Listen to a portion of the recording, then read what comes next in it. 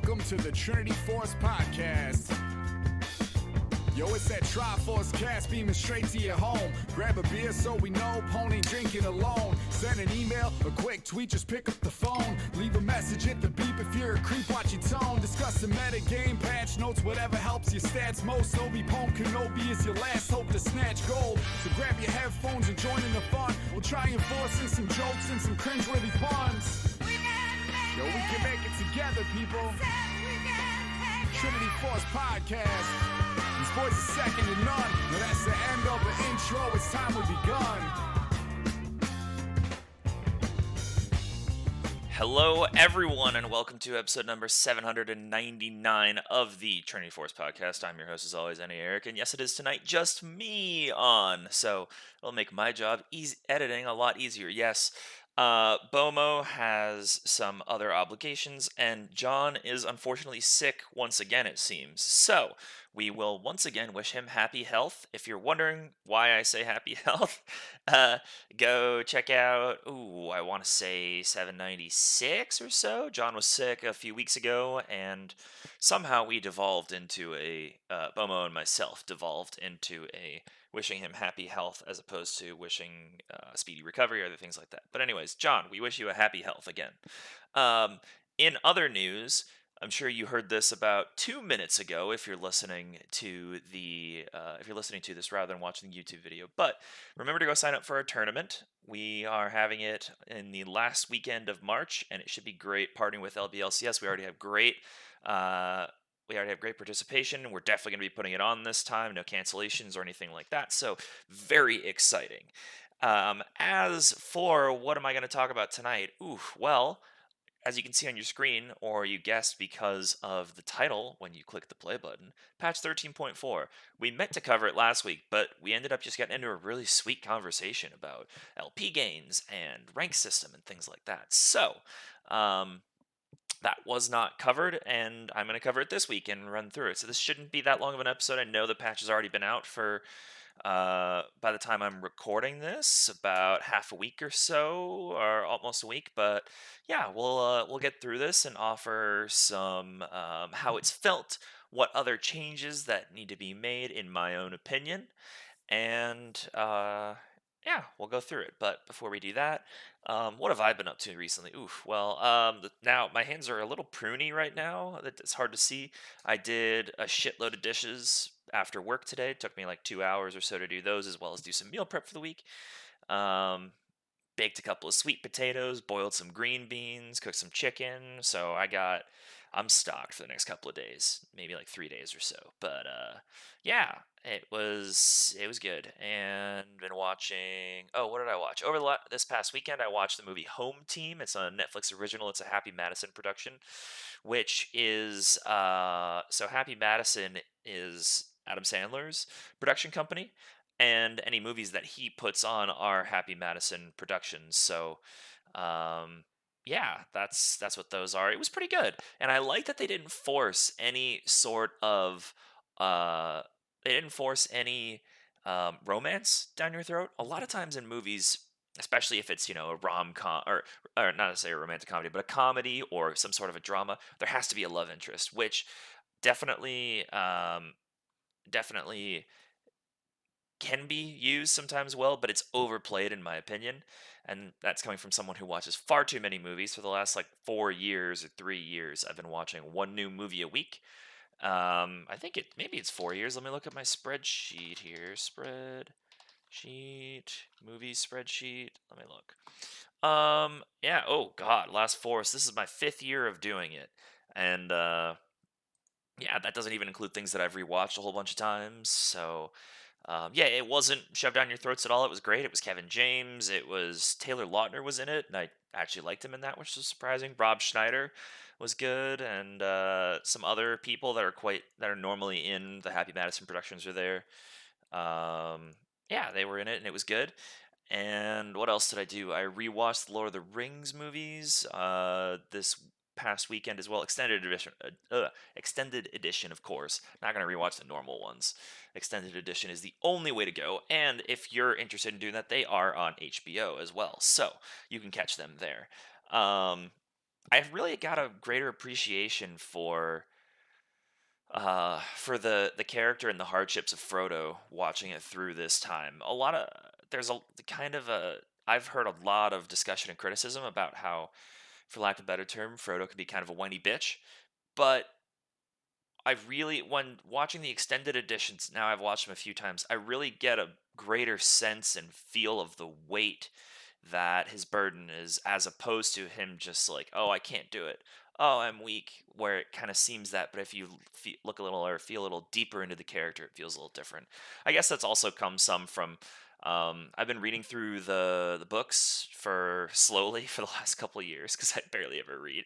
Um, I'm gonna try and finish it this year though. But yeah, I definitely have a greater appreciation for that as well. But yeah, that's what I've been up to league wise. I'm in plat now in solo queue and flex. Haven't played a whole shit ton, but got up to there. So up and onwards. We're on the ascension, folks. Speaking of, I wish Ascension game mode would come back. Since it's just me, you're gonna hear tangents happen because that's how my brain works, and I don't have to stop myself to try to keep on message as much and incorporate other voices. So you're gonna hear some of my tangents.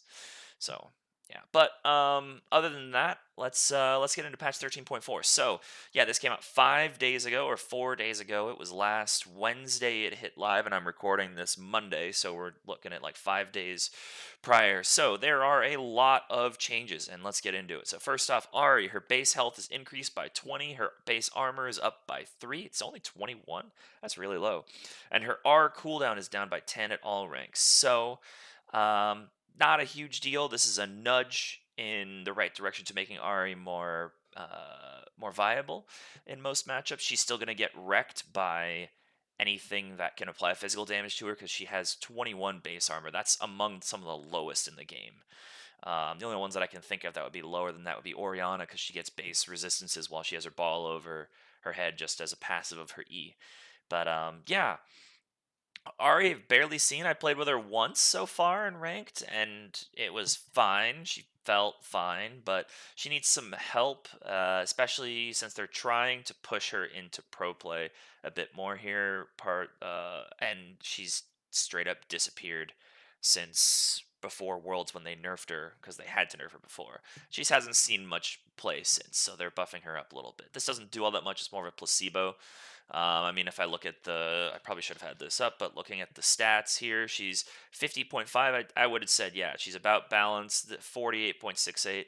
So slight buffs that help early survivability in lane with the armor and the health, and then our cooldown will help her skirmishes, and this is all before ability haste and such, which we know is on every item in the game, basically.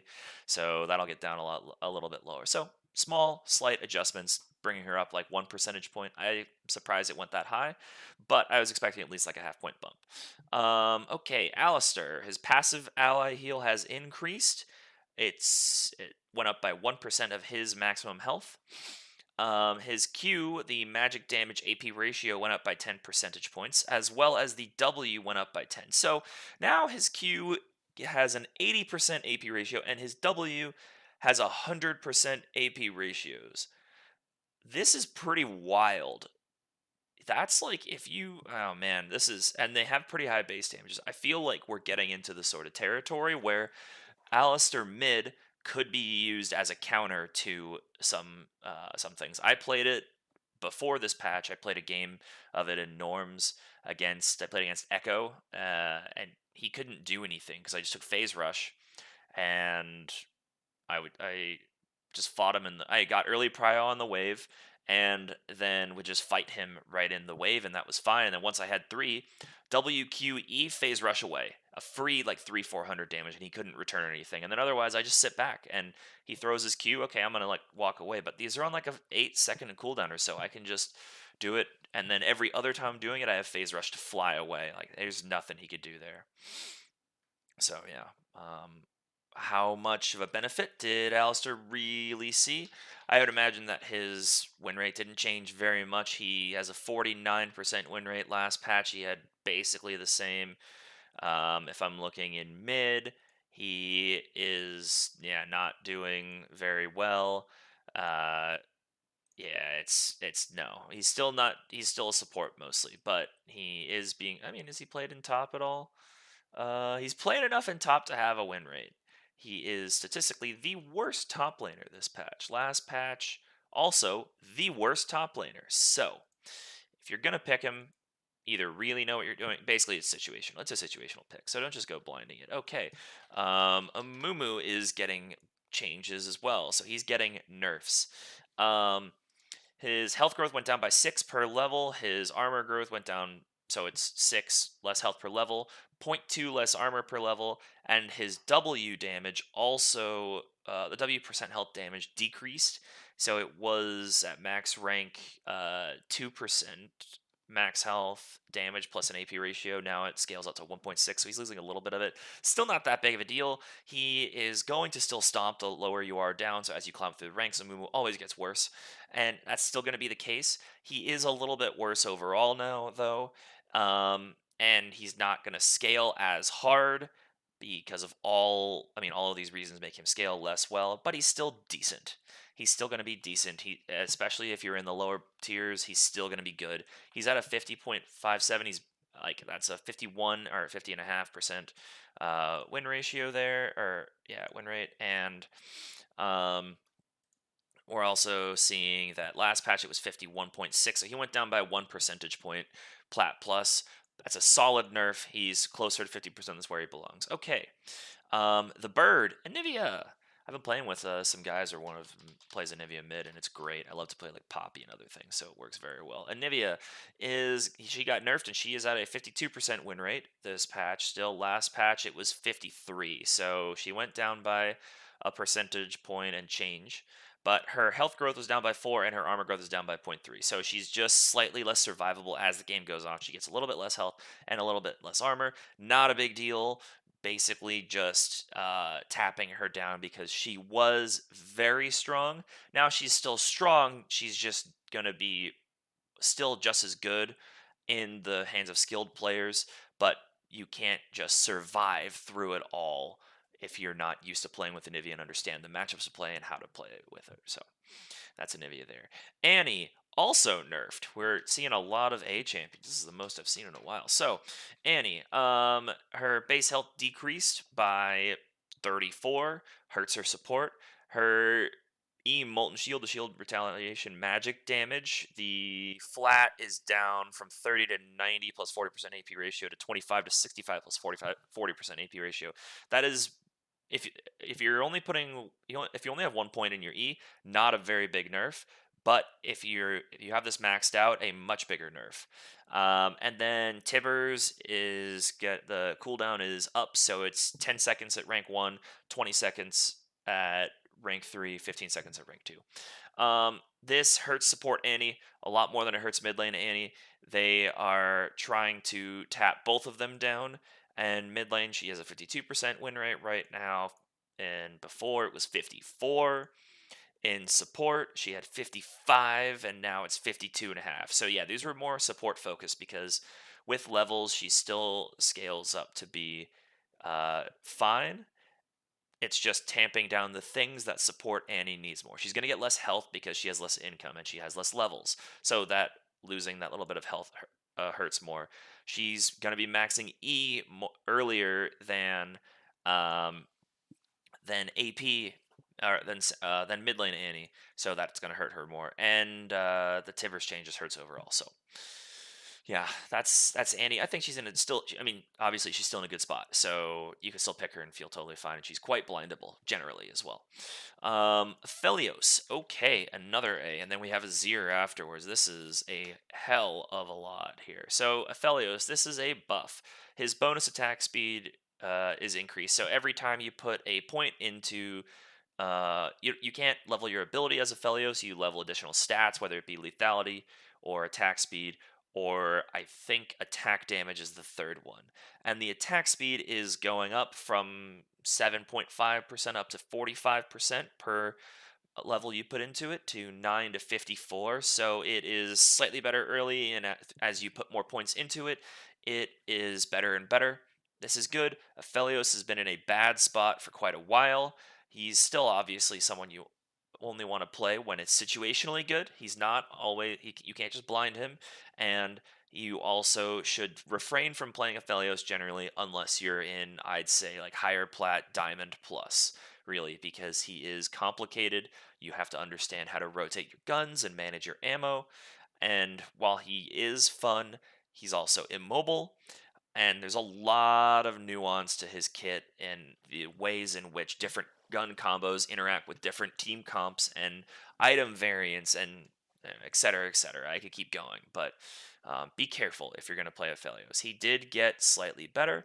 He was at 46.24, now he's 46.5, so a slight buff, but they're very wary about buffing Aphelios because when he's strong, he outshines everything else in the meta, and especially at the pro play level, and they're trying not to get there. They being the Riot Balance team, they're trying to just bring him up a little bit without really doing all that much. This is more of a placebo buff than anything, but eventually when he comes back into the meta, this is going to be one of the things that's going to make him stronger than he should be. This is not helping the parts of Aphelios that are hurting, which is more meta reliant than anything, quite honestly, in my opinion.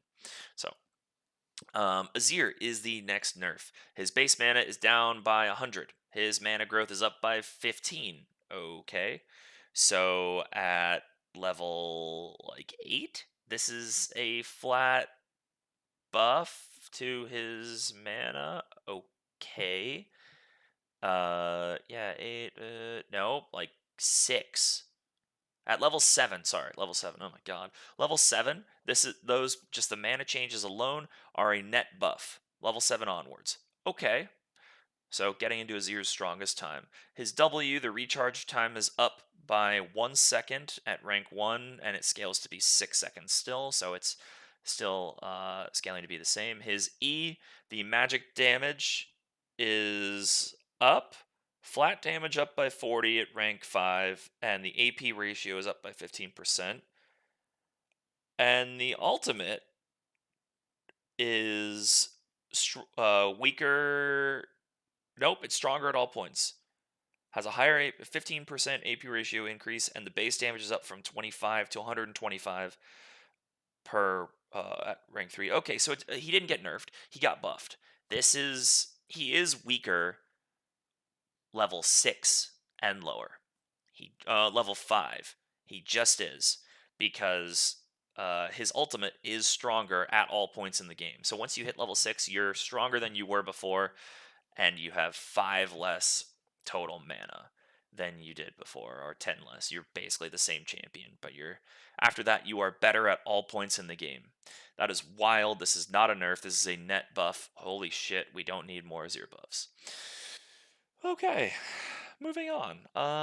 Cho'Gath. Actually, I need some water right now. Hold on 1 second.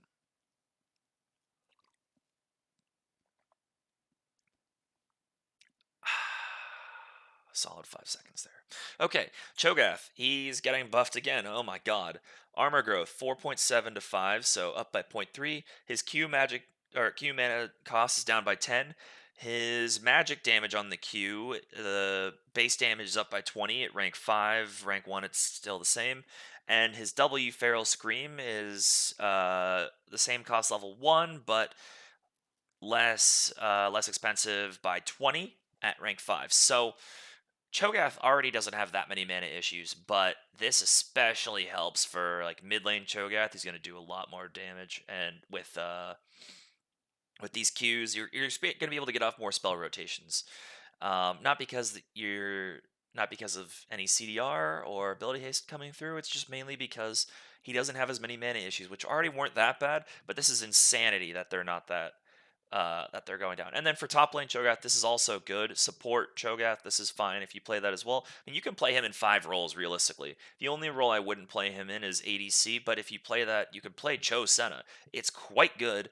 I don't know why we don't see it more, but you can play him anywhere, and he is net buffed everywhere, though in the jungle the least by far, because mana in the jungle isn't really an issue. Junglers don't have to deal with mana issues, which is one of the reasons I like playing jungle. But let me see. So Cho'Gath.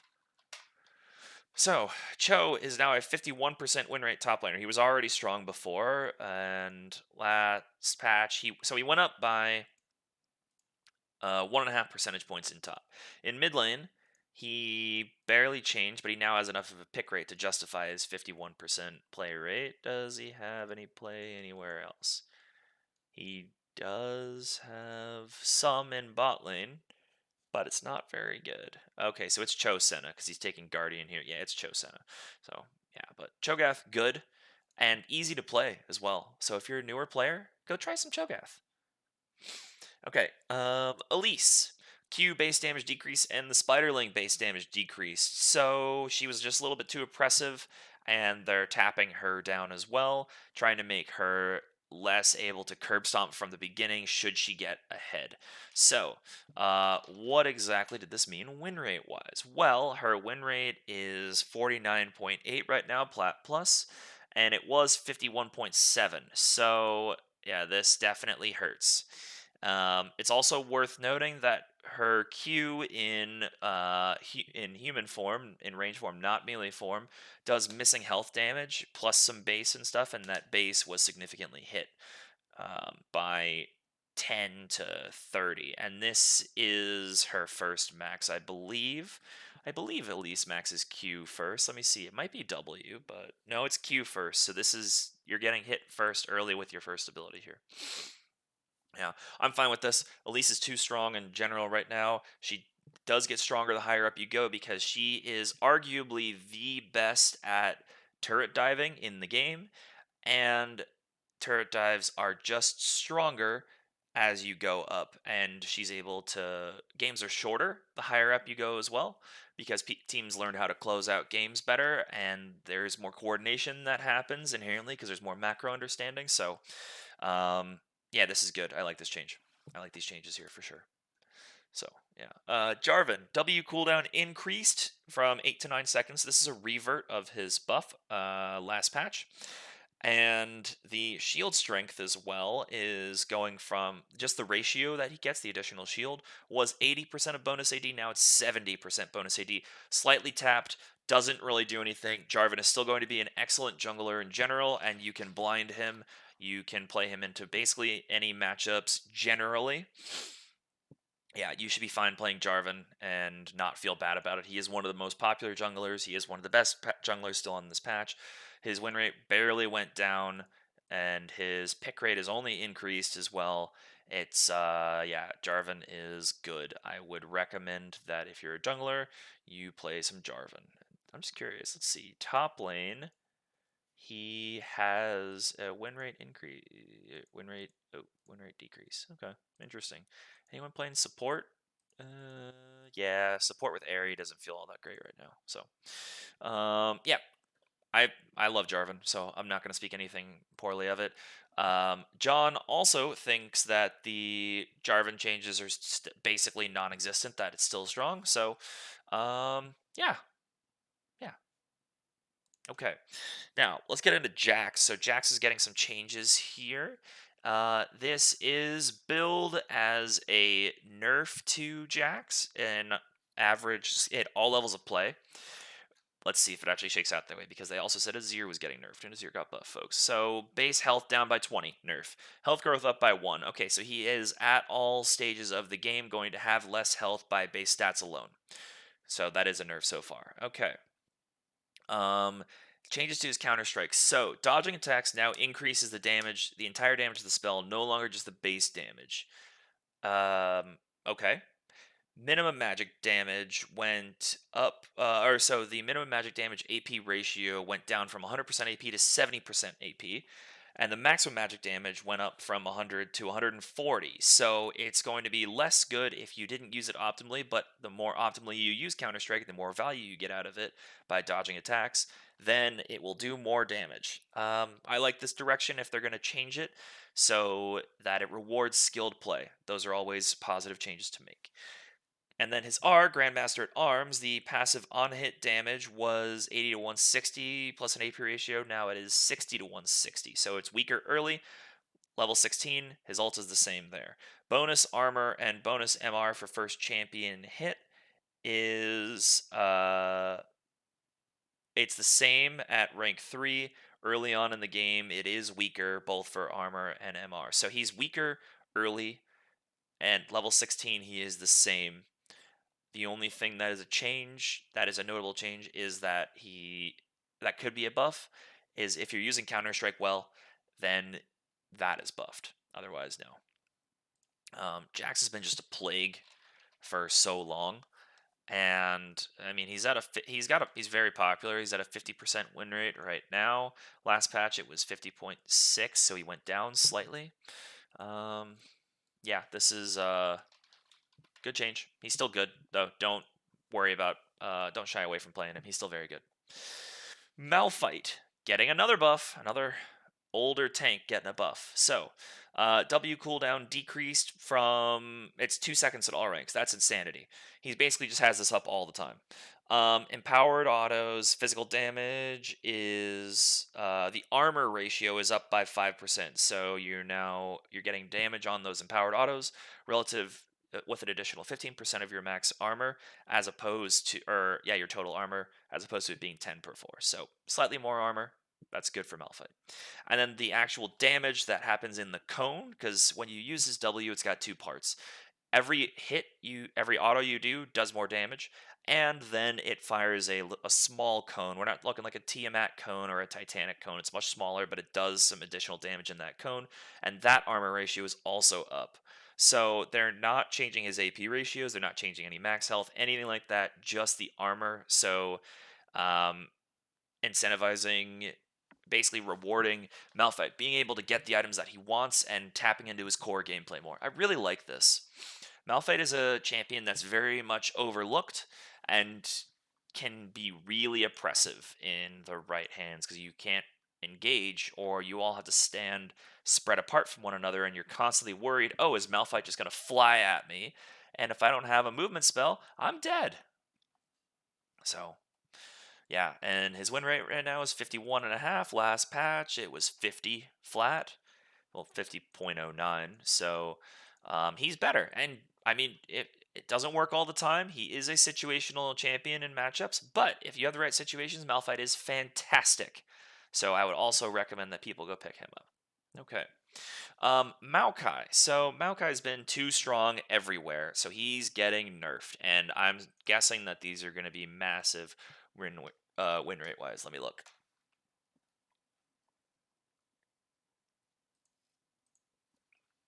Okay, so Maokai's win rate last patch was 53.2 in jungle. Now it is 49.09. And at 13.1, it was 54. So this is a massive nerf, and his pick rate has dropped off a cliff too, and his ban rate has gone in half. Support, he's still doing pretty well. He's 50.3% win rate in support. In top, he's also still doing well. It's jungle went out the window, so the AP build is really what they're targeting here. So, Maokai's Q damage, the change is 2. There's a lot of numbers here on the screen right now. So it is doing more damage. The Q got a buff? So the Q damage deals 70 to 270 plus 2 to 3% of the target's max health plus 40% AP. Now it's the same flat, same AP ratio, but it's 2 to 4% of their target's max health. Okay. So his Q is just better, always. Okay. His E is worse, so this is where they're hitting it. It's the sapling toss. Those things are so oppressive. So his cooldown on the sapling was 10 seconds at all ranks. Now it's 14 seconds at all ranks. That's decent. And his magic damage on those saplings was 55 to 155 plus 5% bonus health plus 35% AP to 50 to 150 plus 5% bonus health plus 25% AP. So he's losing 5 base damage on the initial sapling explosion, not talking about empowered. And the bonus health is unchanged, but the AP ratio is also down by 10 percentage points. So it's worse for every form of Cho'Gath. Not Cho'Gath, sorry, Maokai. And the empowered saplings, these are the big problems. So the empowered saplings slow, not the damage, the slow, was 45% Flat, that's unchanged, plus 0.9% per 100 bonus health. It's now up to 1% per 100 bonus health. So the more health you have now, it's rewarding you for a bigger slow. And plus 4% per 100 AP, now it's plus 1% per 100 AP. So you're getting less slow and less damage across the board, unless you're not building any AP and you're getting health. So the slow will be up, but the AP is still going to be, you're still going to deal less damage with it. So this is a big nerf to the sapling toss. It's still not bad. He's just not the ultimate blind pick champ anymore. I think Maokai is a response more, or you have to be more mindful of why you're picking him. Or if you're playing in Flex, or you're playing Clash, or if you're playing, or if we're talking to the pros here, for some reason they're listening to me, then this is a good flex pick. If you can play Cho, or not Cho, if you can play Maokai in bot lane with Senna, if you can play Maokai support in general, if you can play Maokai top and play Maokai jungle, basically any pro jungler can, then you can flex him, and this is still good. You're just not going to be blind picking. He's not going to be perma-banned in pros. Yeah. So, okay. Orianna, her base armor increased by 3, and her W mana cost decreased by 10 at all ranks. Oriana's slightly tankier now. Early on, she was very squishy and very weak. She's situationally good. I know that LS has been talking a lot about how Annie's risen up into pro play, and Oriana is a response to Annie, a very good counter into her that the pros are also starting to pick up now. And this will only help her popularity, and in solo queue, we might get to see more Oriana too. She's a champion that is weirdly very hard to lock down and stop when they're good. They're rarely good, but when Oriana players know what they're doing, it's fucking terrifying. Unbelievably strong. So, those are the Oriana changes. I mean, I don't think that it's going to change her win rate all that much. I imagine up to like 48 or so. 50.19. Okay. It went up by 2%. That is surprising. I guess she does have mana issues early, so being able to use Dissonance more often, the W, that is the most damage in her kit, so it makes sense that that's good. So, okay. Okay, Riven. Okay, Riven's getting buffed. Jesus. So, some nice quality of life stuff first off. So, Riven now, the Riven player will now be able to see how many passive stacks she has as a resource bar underneath her health bar. Only visible to her, not visible to her, to the enemy, nor to her allies. Cool. The passive also deals damage now to towers, but only deals 50% of the increased damage. So you're no longer just waiting to use it when you're autoing those turrets. You're going to deal extra damage to turrets. This increases her split push threat. This increases her lane dominance threat more. Because before, Riven would not be able to do that much damage to your turret. She would more try and kill you under the turret and then recall, or she couldn't do much to the turret while you're there, as opposed to a Jax or a Fiora or some of these turret destroying monsters like a Yorick. She can now kind of fight them a bit better.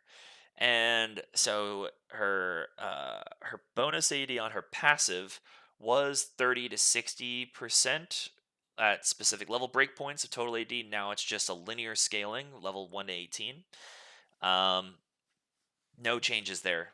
It might change slightly level to level, but overall it's gonna be, well, I mean, it's just gonna be better overall because it makes more sense to scale linearly. I very much like it when they make these changes that things scale linearly rather than random level breakpoints. Like this was levels 1, 6, 9, 12, 15, 18. Like who chose that? I don't understand that. But overall, solid small Riven buff. Riven when she's strong right now. And when someone knows what they're doing with Riven, it is terrifying. That being said, Riven has not seen all that much because she's she's seen more and more. It looks like she's about 50% win rate, but if she's being played 7% of games, I'd say of those 7%, 5% of the people who are picking her, so maybe only 2% can actually pull off the shit she's trying to do. If we look at D2 plus, these are people that are gonna know how to play Riven.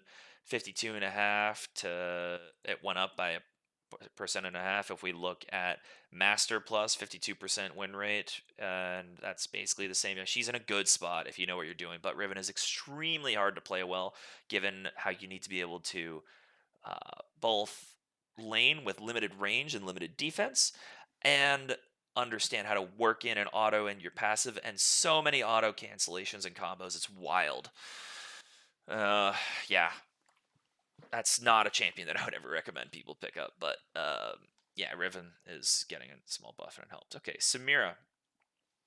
Small nerf to Samira. Her R, the lifesteal effectiveness was 66.7%. Now it's 50, so she's going to heal less while she's using her, not Death Lotus, something Inferno Trigger. The names are in front of me. What the fuck am I doing? And then her passive, the movement speed per stack, it was 3.5% always. Now it is 1, 2, 3, and 4% per stack at levels 1, 6, 11, and 16. So I don't like this change. I like nerfing her movement speed, but why not just have it up 1 to 4% scaling linearly? Makes the most sense. Let's keep the methodology consistent. I think that would be good. So Samira's been in a strong spot. She is hard to play.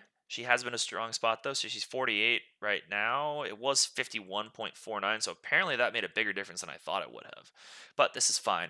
Samira should be below 50% given her skill cap and her ability to, if she's above 50%, if she's like 51, something's wrong. She is a character that she's a champion that definitely needs to have the right conditions to be met.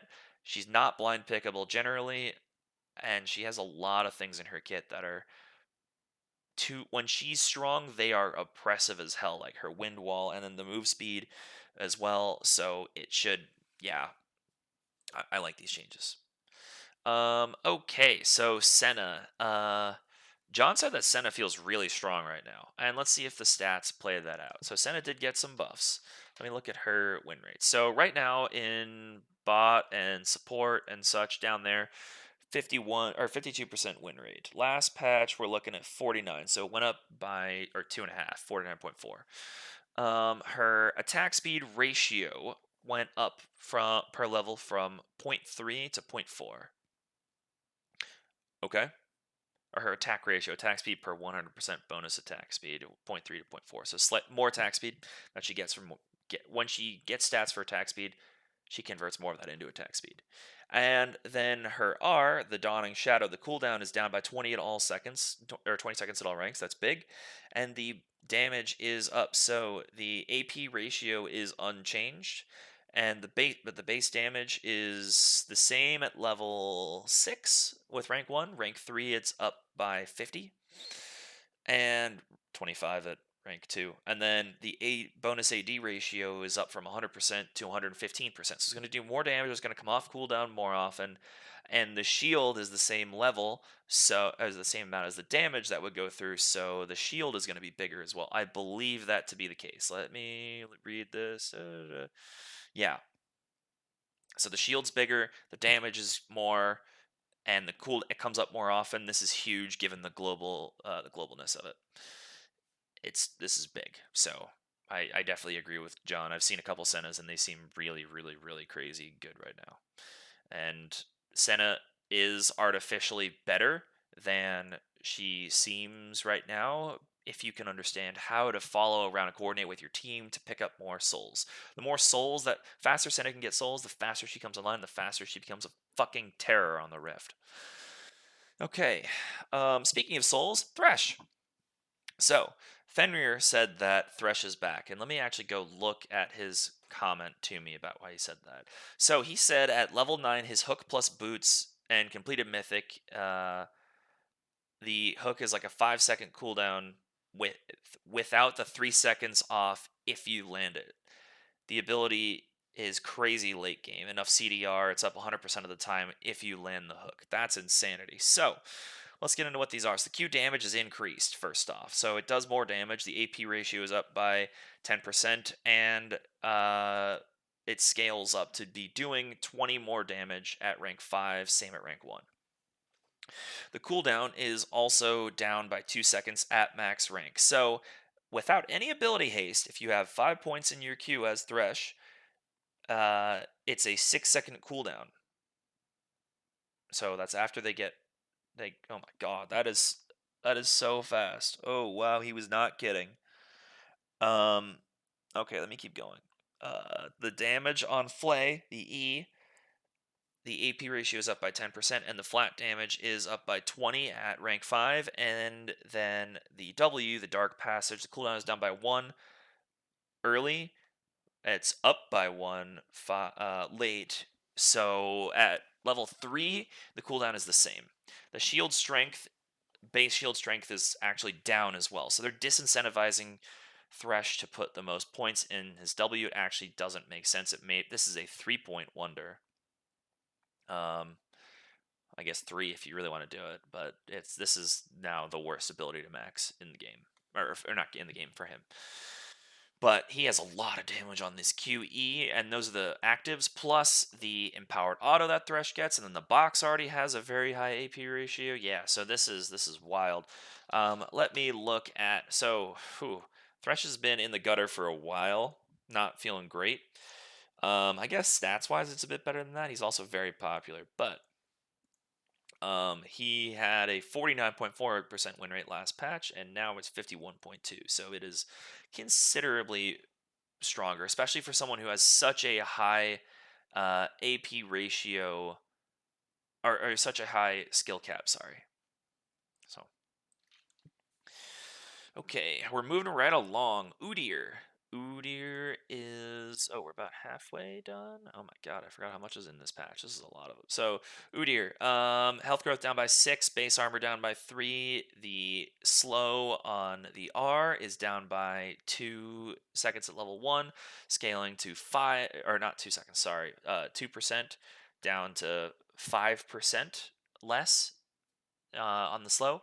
And then the Q, Wilding Claw, the bonus physical damage on hit went from 30% bonus AD to 25% bonus AD. So they're hitting all forms of Udyr here. The AP tank version is worse. The non-AP tank version, just like regular tank version, is worse. The AP damage isn't down at all, I should note. But the viability, because if you're not going AD version, you're putting the most points into your R, so it's gonna slow less. The lethality version is worse. You have less health at all points in the game. You have less armor and everything, and then this is the one you need to. You're the squishiest, so those base stats mean a lot more, and you're doing less damage on your Q. Okay, top lane is also worse for Udyr.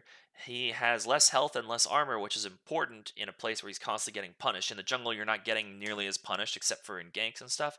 This is a big hit across the board, though each of the changes in and of themselves are smaller. This is not that big overall, but the fact that they're hitting everywhere, they're painting with a broad brush here. They're hitting all of them simultaneously. So his win rate dropped by 2%. This is good, but Udyr needs more nerfs. That's what I think.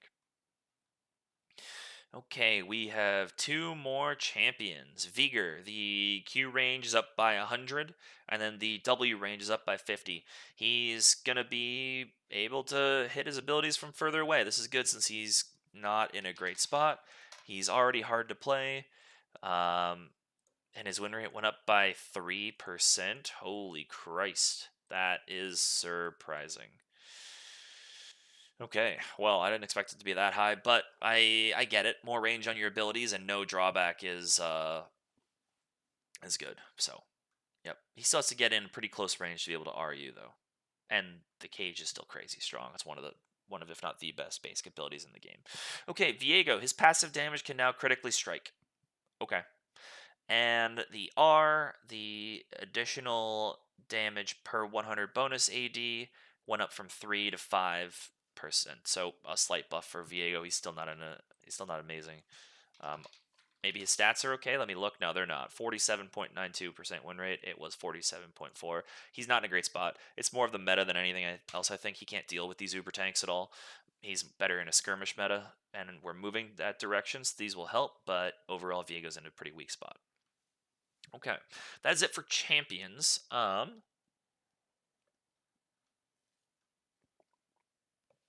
Oh, sorry. I forgot how taxing on my voice it is to just go by myself. So we have 2 item changes. Anyways, Demonic Embrace. The The passive on it, Azakana's Gaze, is now capped at 40 damage per second against monsters. This will slow down your clear slightly if you're a Demonic Embrace user in the jungle. Not a big deal, though. And I don't think this is against epic monsters, but if it is, it hurts as well. Your ability to take down dragons, barons, rift heralds as well. So nerf to Demonic Embrace, that's good. This ability's been too strong, or this item's been too strong for too long. And Dorn's Shield, base health regen down from 6 health per 5 seconds to 4 health per 5 seconds. It did feel too safe, so it's very strong, and now I think I'm liking this direction, that it is less of a safe bet to, okay, I'll just take Dorn's Shield, and I basically survive through lane because the amount of health regen it gives you.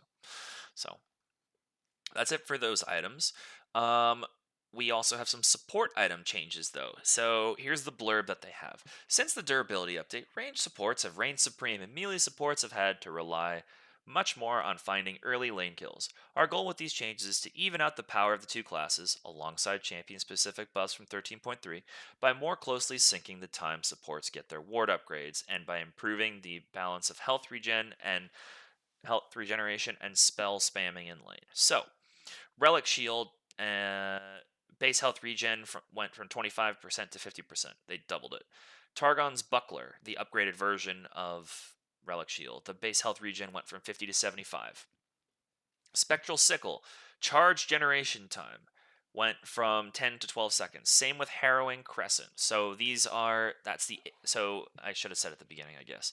Relic Shield is the AP it's the AP minion execute support item. Targon Buckler is the upgraded version of that. The Spectral Sickle and the Spell Thieves are getting the same nerf in terms of charge generation time. Those are the harass ones. You don't execute minions with these, you attack your enemies and you get gold off of those.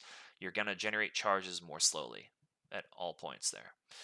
Spell Thieves Edge and Frost Fang, you're gonna get less mana regen. So Spell Thieves Edge, the mana regen is going from 50 to 25%. Frost Fang is 75 to 50%, and Shard of True Ice, the full upgraded version of that, was 115% to 100% bonus mana regen.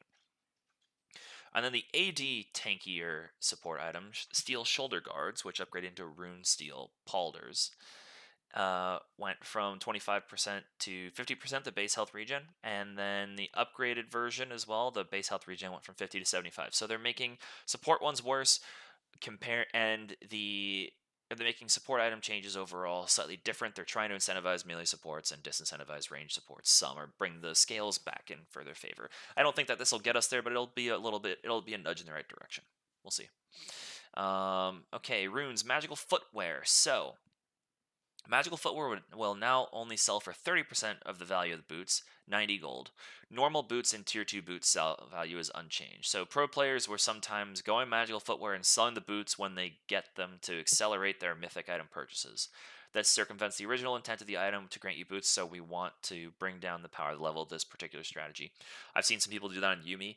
It's just a bad idea. Now it's even worse. Don't take magical footwear unless you're planning on keeping the boots. That's it. Treasure Hunter. It is getting nerfed. So instead of being 70 plus 20 gold per bounty stack, 550 total, it is now 50 plus 20, 450 total. You're going to get 100 less gold from Treasure Hunter. So if you have better options, or if you have competing options you're not sure about, take it. Relentless Hunter is usually a better one to go, or Ultimate Hunter, but Relentless Hunter, don't ever sleep on Relentless Hunter. It's very good, especially on junglers. Generally, I would take that over Treasure Hunter any day of the week. And I guess I do, for the most part. Okay, so that's it for the items. Now we just have some jungle adjustments. So the Rift Herald no longer has a soft reset state. Leash range, 1100 to 1200. So it's going to have a slightly larger leash range, but it does, when it resets, it will fully reset. It does not have the soft reset anymore. Gromp, base health down from 2200 to 2050. It is so durable, Gromp, so I'm glad they're making it weaker. Sustain, so base health from monster kills is up from 25 to 30. Okay, they're making it slightly, they're making it healthier to clear through the jungle. Okay, and then the jungle companion, the AP ratio that it does on every hit is down from 15% to 12%. So they're trying to knock down AP junglers a bit. They're making it all healthier, though. Okay. Okay. I've played some, so I'm not I've noticed this a little bit, but not all that much. This feels like it's a nudge more than anything. Okay. They changed kill experience as well. So early game League of Legends has become very snowbally, and we're paring it down. We're paring down early leads from kills so that when someone gets ahead early in the game, they don't get too far ahead too fast. So far ahead so fast. So level 1, 42 experience. Level 2, it's 114. It changes level 3. Uh, Level 3, it's used to be 186. Now it's 144. Level 4, it was 258. Now it's 174. Level 5, 330. Now it's 204. That's a big change. Level 6, it was 402. Now it's 234. Level 7, 434, 308. 500 to 392. 515 to 486, and 590. So it equals out at level 10. Basically, between levels 2 and 9, when a kill happens, the experience is going to be lower. Or, sorry, from levels 3 to 9. 1, 2, and 10, and 10 plus are the same. Holy Christ. Okay. Comeback and kill experience. So especially in the jungle, kills could quickly sling players back into parity with opponents who are substantially far ahead from other actions. Comeback mechanics in League are built to get you within a fighting chance of the opponent, but the comeback systems on kills brought you up to their level. This shouldn't be a major shift to leveling in League, but it should mean level leads are a little bit stickier. This is good, especially in the jungle. It is too easy to come back, and I 100% agree with that as someone who benefits from that, as well as someone who has to deal with people coming back. So, catch-up kill experience, it was 16% per level difference between you and your champion killed. Now it's 20% level difference between you and the champion killed, but it's only 20% per level beyond the first level. So if it's a 1 level difference, there is no comeback. If you're 2 levels up, you're getting 20% of that as bonus, as opposed to 16%. So it is a net benefit if you're super far behind, but if you're only 1 level behind, it's actually straight up nerf. That's good. ARAM changes. Let's see. Anything interesting here? You can now cast Mark while rooted. Interesting. You can throw the snowball while you're rooted now. I like that. ARAM death timers have been lowered. Nice. There's a clash happening. Party chat is a new chat channel that allows you to chat just to your pre-made party members. Chat channels indicate who will see the messages you send, which was previously limited to team and all chat. The chat console will now show the chat channels receiving your messages to the left of your bar. I wonder why they changed some of that, but that's why. So there's party, there's all, there's team, and then you can respond to someone else. So there's that.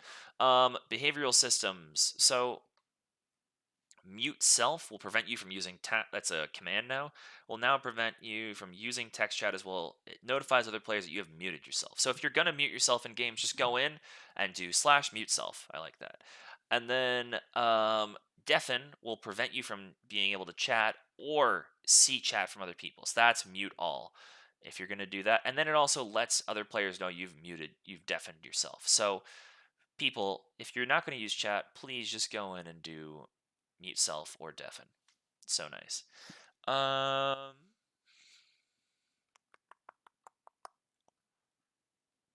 Let's see. Oh, point progression changes in LP. We talked about that last week.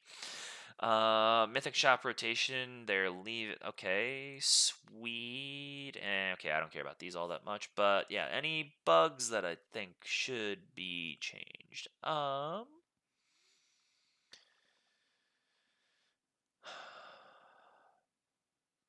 Oh, fix a bug that caused Kale to permanently lose attack speed from certain AP sources after hitting level 16. Okay. Fixed a bug that caused Casante to travel the full charge distance for his W if he channeled or recalled during the ability. So if he hit W and then B, he would go the full distance. Interesting. Oh, fixed a bug that caused Jarvan's W Golden Ages tooltip calculation to not account for his new AD ratio. That's a big deal. So now we actually know. There's a lot of these. Holy Christ. Okay. Wow. Aurelion Sol has his own as well. There's a lot of bug fixes. I didn't see anything else that was really all that noticing, but I'm not going to read through like 500, like 100 or 150 of them. I scanned through them before starting. Didn't see any that were crazy. So, and then there's some astronaut skins coming out. We have Astronaut Singe, which looks sweet. Astronaut Zareth also looks good. Astronaut Ivern looks good, except I don't like how Daisy looks in it, I'll be honest. But Astronaut Fizz and Astronaut Kennen look great. Astronaut Kennen looks by far the best one, though. The splash arts are good, but in-game Kennen looks fantastic with his abilities and things. Singed, the model, I think, looks the best, though. But go check those out. Yeah, that was patch 13.4. I'm kind of glad I ran through this one on my own. Otherwise, it would have taken a while. Not that Bomo and John didn't have good insights. I made sure to hit anything that they wanted me to bring up. But yeah, so next week we have episode 800. Be looking out for that. It has been recorded early, and I don't want to say any more. If you're someone who understands what the Trinity Force podcast does every 100 episodes, then you'll be excited. So, with that, please check out our Patreon. We have a whole slew of benefits at different price points, and it would be great for you to check those out. If you have any feedback for us, please let us know in the feedback sub thread in our Discord or via um, sending us an email at questions@trinityforcepodcast.com. We are also looking for, I guess, questions at trinityforcepodcast.com. Apologies for cutting myself off. We are also looking to add a host to the team. So if you're interested in that, please send me a Discord message or just send an email with a short audio clip speaking about why you're interested in joining the team and about one change, just one patch note that you think is important. From it could be from this patch, could be from several patches ago, could be from 2 years ago if you want, I guess. But from one of the last few patches would be great, explaining the significance of it or lack thereof, and why, why you want to join us. We also have community nights every Tuesday at 7:15, so be sure to check that out. They're a great time. 7:15 Eastern they start, and they've been running for 3-4 hours. They're great. Other than that, as I said at the top of the episode and my recording that I had, the slight extra recording before the episode started, the tournament we're having in 3 weeks or a month from now, please sign up for that. The sign up link is in our announcements in our Discord, but I will also drop it into the description of this episode. So, without further ado, I've already finished the episode. Thank you everyone for tuning in, and we will see you next time.